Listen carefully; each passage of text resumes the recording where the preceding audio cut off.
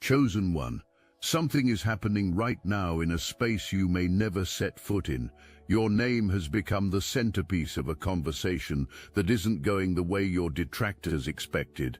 The false version of you they preached like gospel is crumbling because it doesn't match the thriving person you actually are. That gap is causing a massive internal crisis for them. So many questions are being asked about you. A whole community is shook. Every significant journey begins with a disturbance. The disturbance is not always loud.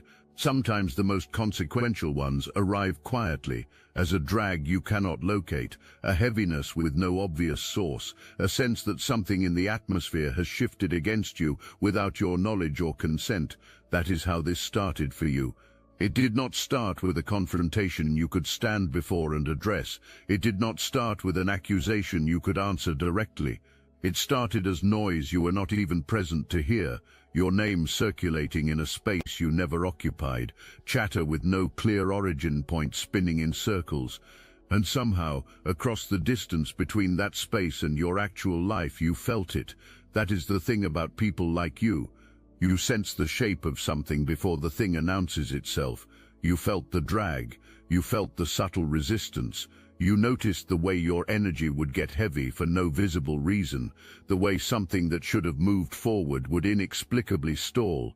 You told yourself it was probably just life being difficult, that everyone passes through seasons like this, that you were reading too much into it. You were not reading too much into it. Something was in motion, and it had your name on it. Someone had appointed themselves the narrator of your life. This was not a genuine witness. This was not someone who knew you with any real depth or accuracy. This was someone who had looked at you, recognized something they could not produce in themselves, and made a cold, calculated decision. If they could not have what you carry, they would make sure no one else could see it either. So the talking began, and it was not casual conversation. It carried the weight of conviction, the language of spiritual authority, the specific and carefully calibrated vocabulary of a person who wants an audience to be afraid of you. They called you false. They called your gifts manufactured. They said you were pretending to be something sacred when you were actually something dangerous. And they delivered all of this in front of people who trusted them, people who had long since handed over their own discernment in exchange for the comfort of belonging. People listened, because that is what people do when someone they love speaks with certainty. They are not casual questions. You do not invest urgent, repeated energy questioning someone you have already dismissed and moved past. When you have truly dismissed someone, you stop thinking about them. The questions being asked about you right now arise when two competing realities cannot be reconciled, when what was promised about you simply does not match what is observable. Every person in that community who woke up today still carrying a question about you is a person whose certainty has developed a fracture. Fractured certainty does not quietly repair itself. It either breaks all the way open into honesty, or it gets forcefully maintained at great personal cost. Either way, the fracture is working for you, without a single effort on your part. What was being built around your name was not simple gossip. Gossip is lazy and temporary. It flares and dies. What was constructed around your name had infrastructure. It had ongoing maintenance. It had an audience that was being carefully managed and consistently fed. The account of who you were got refreshed repeatedly. New details layered in, old details polished. The emotional temperature of the group held at precisely the level needed to sustain compliance without triggering the kind of discomfort that causes people to examine who is actually frightening them. Think about the sustained effort that requires. Most people, when they have a genuine disagreement with someone, express it and move forward. Only one kind of person maintains deliberate, sustained opposition against someone across time and at real personal cost, the kind of person for whom that opposition is providing something essential. It provides power, it provides validation, it provides the sense of purpose that comes from having a defined enemy and an audience that depends on you because you are the one naming the danger. What was being harvested from this entire situation was your energy. This is not a metaphor. A group of people directing their spiritual attention and emotional focus toward a single target generates a real and potent resource. Fear is extraordinarily efficient fuel, and the person positioned between that group and the thing they were told to fear holds an intoxicating position, one that becomes worth protecting at almost any cost. The fixed point you need to hold clearly is this: the entire operation depended on you breaking. The moment the central claim visibly failed, everything it was propping up would come down with it. The structure was always dependent on you becoming what they described, and becoming what they described was the one thing you refused to do. The people in that circle were not passive recipients of the message about you. They were active amplifiers, even without knowing it. Every agreement, every added voice, every moment of focus directed at you amplified the signal. The person orchestrating this operation was conducting, and the group was the instrument. The combined output was aimed at you from multiple directions simultaneously. That is why it felt sourceless. That is why it felt pervasive.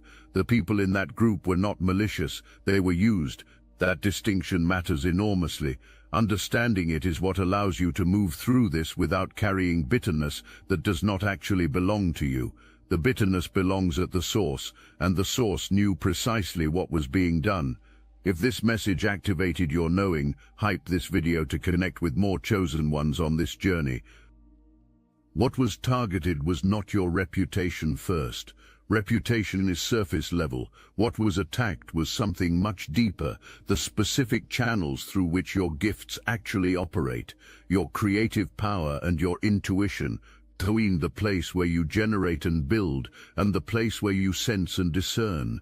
These are not separate systems, they feed from the same source and exist in intimate relationship with each other. When one is deliberately disrupted, flooded with enough manufactured chaos that it stalls, the other becomes unreliable. When your creative flow is blocked, your intuitive signal gets noisy. When your intuition gets noisy, your discernment weakens.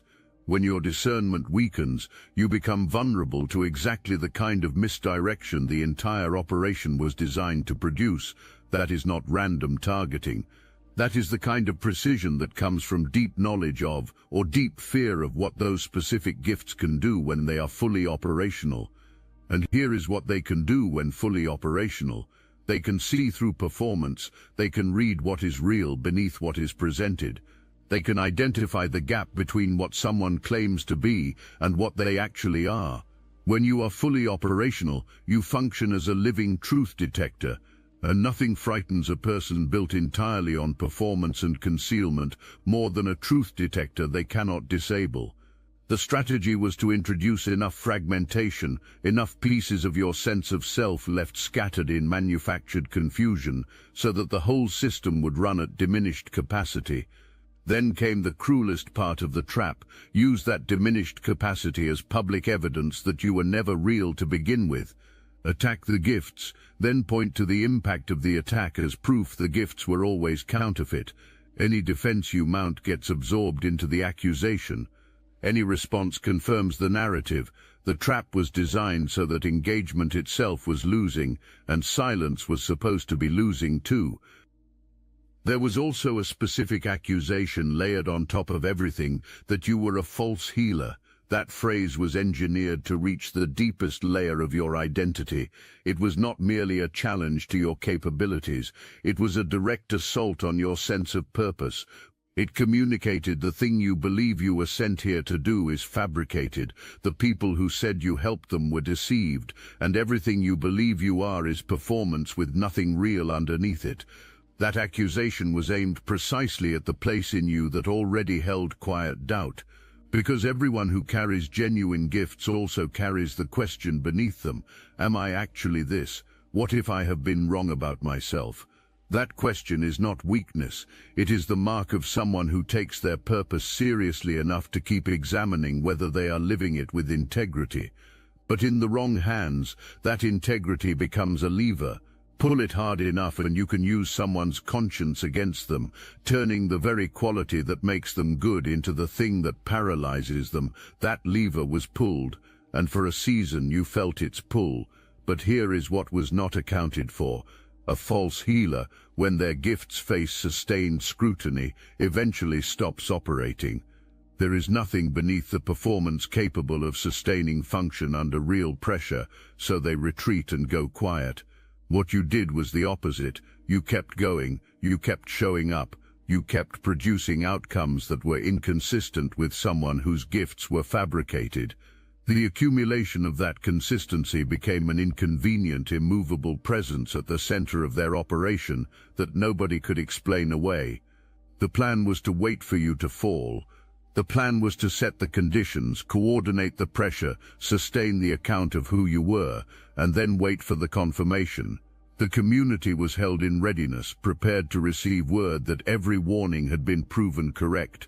The confirmation never came. You did not fall. Not because nothing reached you. It reached you. There were stretches where you felt the full weight of everything directed at you.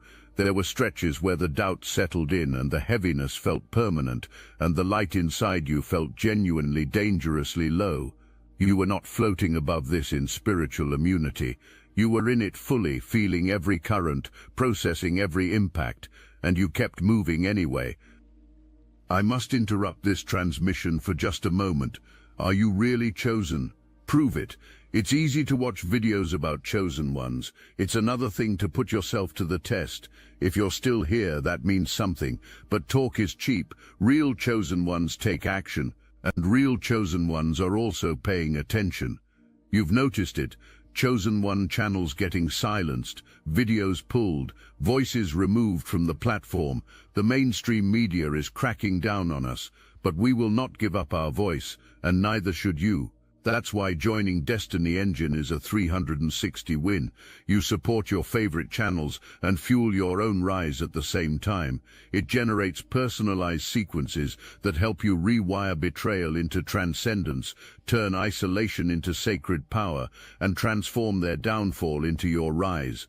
We are using the Dark Elite's own weapons against them, taking their declassified consciousness technology that programmed competition and scarcity and repurposing it to serve divine justice. The beauty is you don't even have to lift a finger. You put on the headphones, press play, and watch your enemies choke on the rope their own lies created. If you're done consuming and ready to prove you're chosen, start your Destiny Engine for $1 today.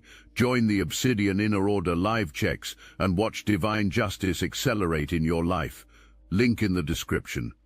You kept moving, not perfectly and not with grace on every difficult day, but consistently. You returned to yourself again and again, back to your center, back to your knowing, back to the part of you that could not be argued out of its awareness of what you carry. And every return brought you back slightly more anchored than before, slightly more precise, slightly more rooted in something the opposition simply could not access.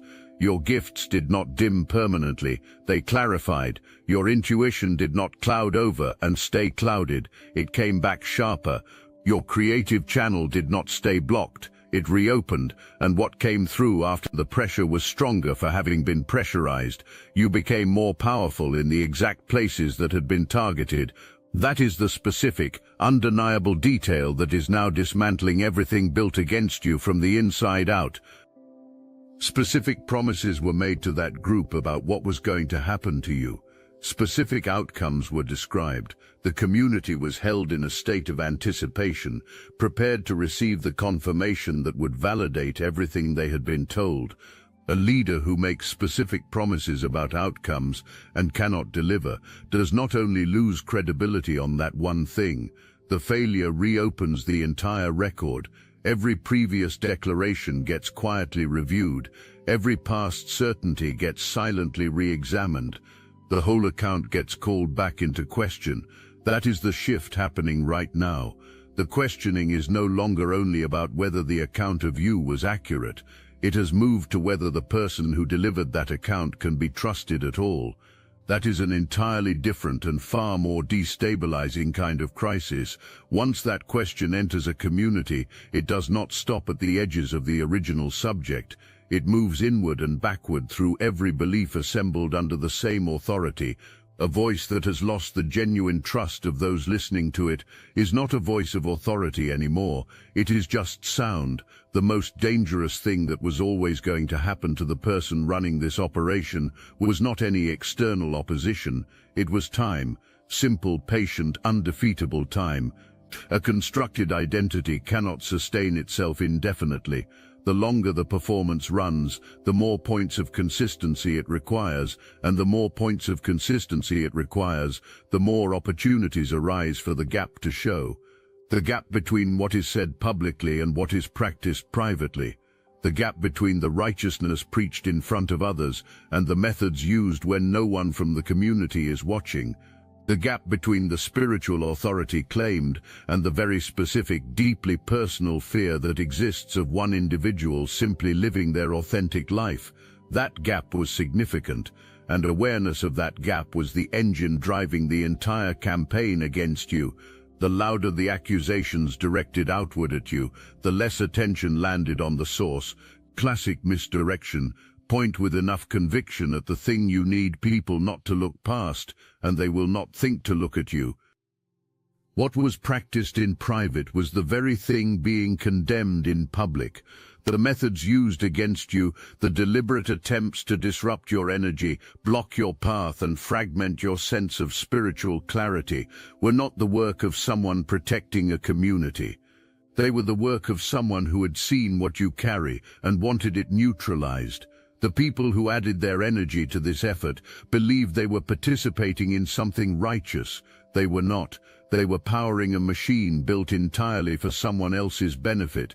Genuine authority does not require secrecy. It does not operate one way in public and a completely different way when no one is watching.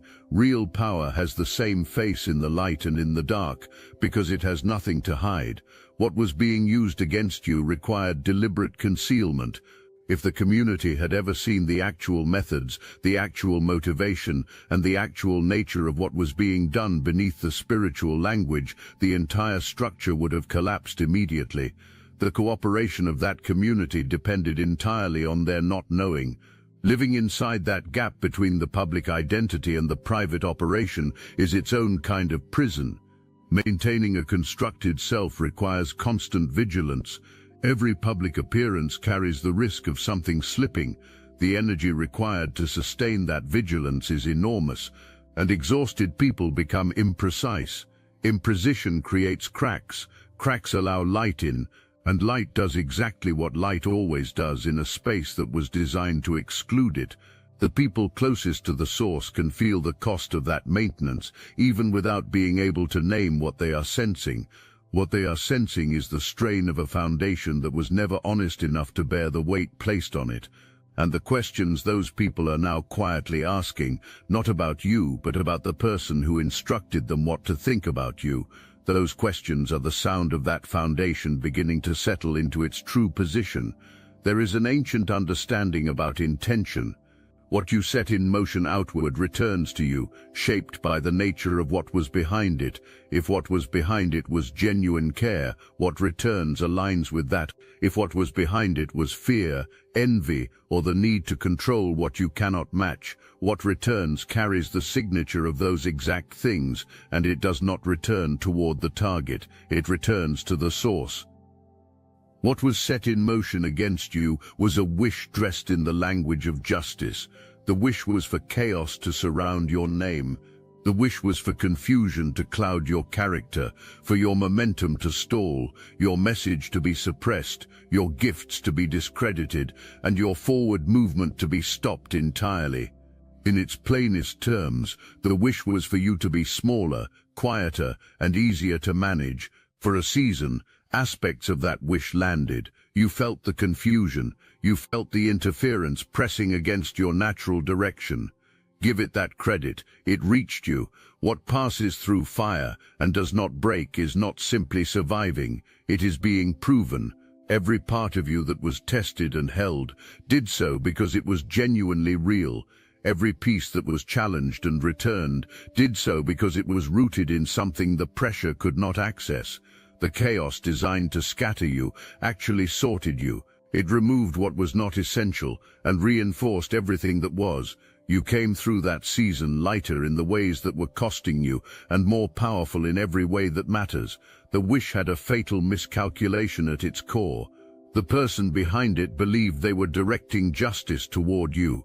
But the universe does not process instructions from people who are themselves in violation of the principles they invoke.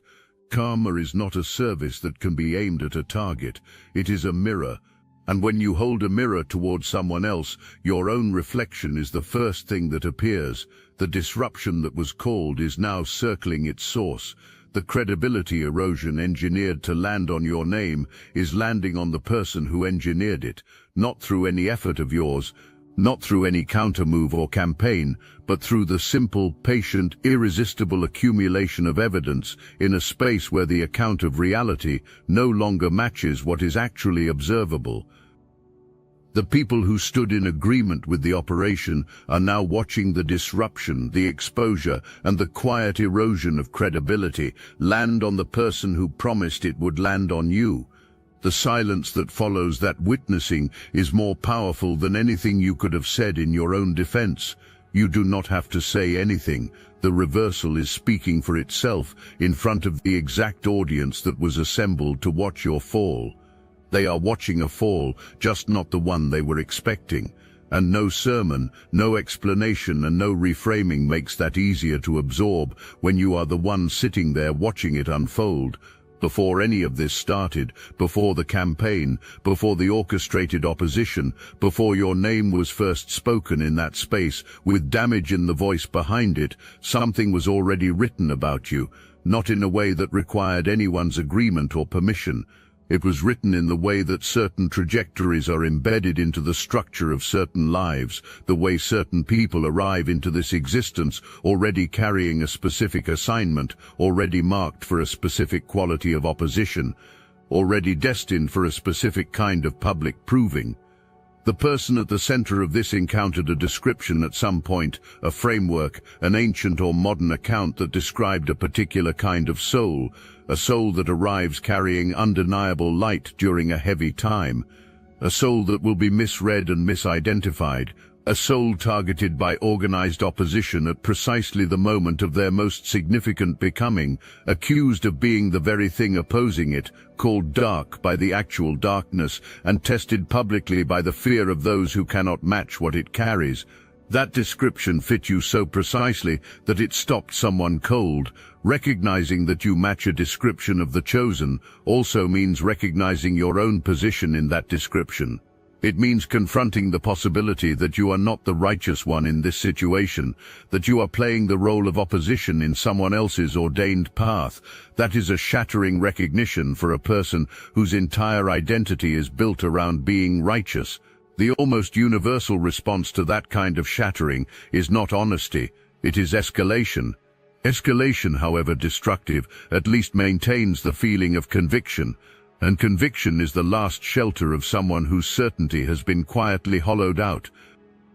Escalation after that recognition is a completely different thing from the original operation. Before recognition, there was the genuine comfort of belief. After recognition, there is only the performance of belief, and performance under sustained pressure becomes erratic. Erratic behavior draws attention that it cannot afford. The people who had been giving full and unquestioning faith to the authority in front of them begin to notice that something has shifted, something feels different, something that previously felt like protection now carries a quality they cannot cleanly identify but can no longer ignore. Chosen does not mean comfortable. It does not mean the path stays clear, or the people celebrate, or the resources arrive without resistance. What chosen means is that you were given the exact quality of opposition your specific assignment required in order to develop the exact depth of knowing, groundedness and precision that assignment demands. The opposition was not a detour from your purpose, it was the forge. What you carry now, the quality of your discernment, the accuracy of your gifts, the unshakable rootedness of your identity, could not have been produced without the specific quality of what you were put through. You were produced by this experience, and what you are now is the undeniable visible evidence of that production. You do not need a platform to deliver that testimony. You just need to keep being exactly what you are. Here is the most quietly devastating thing that happened to everything constructed against you. You never engaged on their terms. That was not a passive choice. It was the most powerful move available to you. The entire framework built around your name was designed to function off your engagement. Every possible response was pre-interpreted and preloaded with a meaning that would serve the narrative against you. Defend yourself. You are rattled. Push back. You are aggressive. Explain your position. You are desperate. Go public with your account. You are causing drama. The architecture left no opening for any response from you that would not be absorbed and repurposed as further confirmation of what they had already decided you were. What that architecture had no answer for was you continuing to be precisely, consistently, and undeniably yourself, operating your gifts at full capacity, helping the people you were sent to help, speaking the truth you were sent to speak, and building the life you were sent to build without performing for anyone, without addressing the accusations, and without spending your energy in an arena you had not consented to enter. You cannot discredit a person who keeps generating undeniable evidence of their own reality. Every time your gifts worked with genuine accuracy, that was evidence. Every time you showed up with the quiet, grounded precision of someone who actually knows what they carry, not the loud performance of manufactured authority, but the understated confidence of someone who simply is what they are, that was more evidence. That evidence accumulated without noise, without announcement, and without any counter-narrative. It was just the quiet, consistent, irrefutable record of a life aligned with its actual nature. Real gifts produce a specific quality of contrast when placed near counterfeit ones. The counterfeit holds up convincingly in isolation. The language is correct, the posture is right, and the appearance is professional. But when the genuine thing operates in the same environment, the difference is felt before it is understood. Something in the body registers the distinction before the mind finds words for it. The accuracy is noticeably different, the quality of what remains afterward is different, and the people in that community who had not yet fully surrendered their own discernment, who still had some access to their own sensing, felt that contrast. They felt it quietly at first, then with growing insistence, then loudly enough to become the very questions now circling in that community. Your absence from the expected response also produced something specific. When you did not show up in the role that had been prepared for you, the group had nothing from your direction to react to. So the group turned inward, responding to its own escalation, to each other, to the growing discomfort of watching the predicted outcome remain stubbornly absent. What you looked like across that distance was not a villain. You looked like someone completely at ease in your own life, unconcerned with the verdict of people who had committed to misunderstanding you, and moving forward with a steadiness that no external pressure had managed to disrupt. That kind of steadiness cannot be performed. Genuine indifference to the opinion of people who have committed to misunderstanding you is either real or it is nothing. The community recognized it as real, whether or not they could yet admit what that recognition meant for everything they had been told about you. Clean recognition is on its way, not the complicated kind wrapped in the weight of everything you just came through. The merit-based kind. The kind that builds when people encounter what you actually produced and want more of it, not because they were recruited or pointed in your direction, but because what you offer lands in them with an accuracy that genuinely surprises them. They were not expecting to feel that seen, that understood, that precisely met where they needed to be met. And that surprise makes them turn and tell someone. That person tells someone else. A gathering forms, not around a shared enemy, not held together by fear of leaving, but around the direct experience of what happens when they stay. That quality of gathering compounds with time. It gets stronger, not weaker. It survives scrutiny and distance because it is rooted in something actually real. The kind of following built on fear eventually exhausts its fuel. The kind of recognition building around you now has no ceiling. It grows from encounter, from precision, and from the accumulated evidence of genuine gifts in genuine service of the people those gifts were designed to reach. The signal you are transmitting is cleaner now than it has been in a long time. The interference deliberately introduced to muddy it was cleared by the same process that was meant to eliminate you. The people who were always meant to find you are finding you, not because you are presenting yourself differently, but because the frequency is finally unobstructed. Something is also building on the practical, tangible level. The work you kept doing through the difficult stretch, the precision you maintained, the consistency you held when the visible audience was small and the opposition was loud, that work is a record. Records produce results. The achievement accumulating toward you was built inside the fire. The very thing meant to stop your momentum was, from a different angle, building the depth of credibility that effortless success could never have produced. You are about to find out what it feels like to be recognized for exactly what you are, not defended, not explained, simply recognized by people who encounter the real thing and know immediately what they are standing near. There is a temptation arriving, if it has not already arrived, to insert yourself into what happens to the people who orchestrated this. You want to address the community publicly. You want to lay out everything point by point in front of everyone who was recruited against you.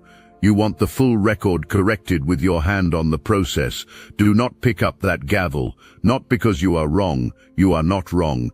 Not because the truth does not deserve to be spoken, it does, but because the justice already in motion here does not need your hand on it. The moment you place your hand on it, you shift the focus from the weight of accumulated, irrefutable evidence to your participation in the exposure, and your participation can be framed, challenged, and reinterpreted by anyone motivated to do so. You would be stepping into an arena specifically engineered to convert your presence into their advantage. Truth built this case, not you. And truth is a more credible and unassailable witness than your direct involvement could ever produce. The awakening spreading through that community right now is powered entirely by the gap between what was claimed about you and what is observable. That gap requires zero assistance from you to be devastating. It is devastating on its own, operating quietly, relentlessly, and with the kind of precision that only accumulates over time. What this process needs from you is your absence from it, your complete, deliberate, energetically committed absence.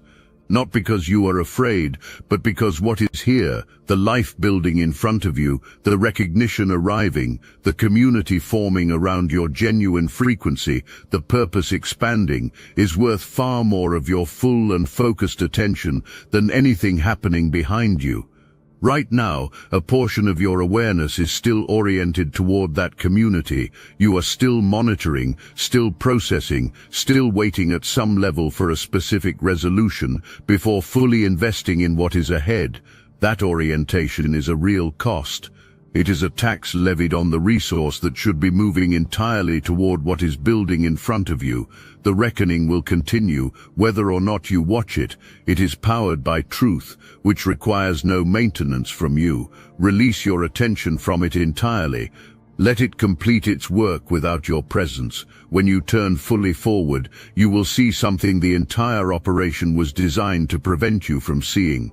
You will see the scope of what is ahead, the scale of what your gifts are capable of when they are freed completely from the weight of navigating opposition, the people already moving toward you, the doors already open, and the version of your life that has been assembling itself on the other side of this exact moment, waiting for you to arrive in it without reservation.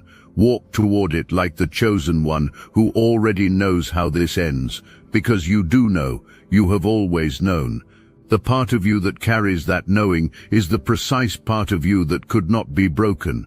Honor it now by moving as though it is completely and irrevocably true. You were chosen. You have always been chosen.